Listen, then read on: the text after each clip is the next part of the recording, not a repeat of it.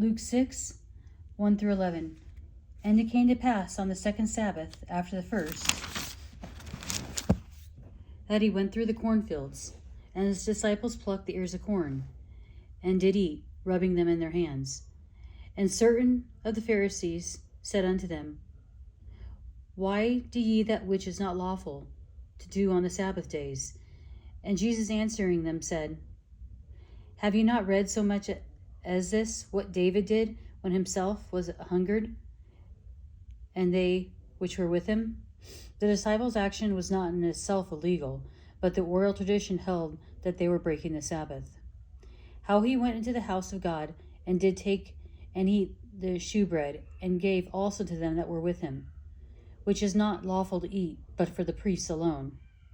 Jesus has in mind 1 Samuel 21, 1 through 6. He quotes the Old Testament to show the experts that the scriptures refuted the false tradition they had erected.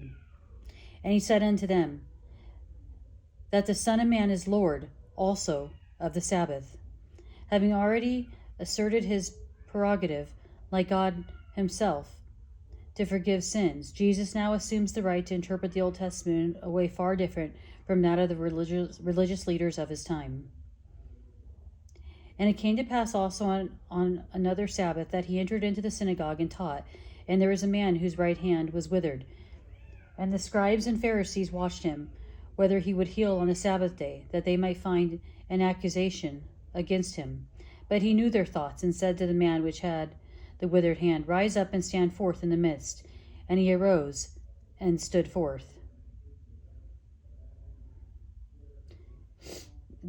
Then said Jesus unto them, I will ask you one thing. Is it lawful on the Sabbath days to do good or to do evil, to save a life or destroy it?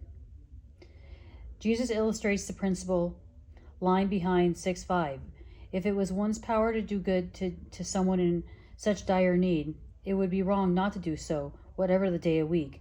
The Sabbath was not designed to make men suffer. The Pharisees seemed to have lost sight of that. And looking round about upon them all, he said unto the man, Stretch forth thy hand. And he did so, and his hand was restored, whole as the other. And they were filled with madness, and communed one with another what they might do to Jesus.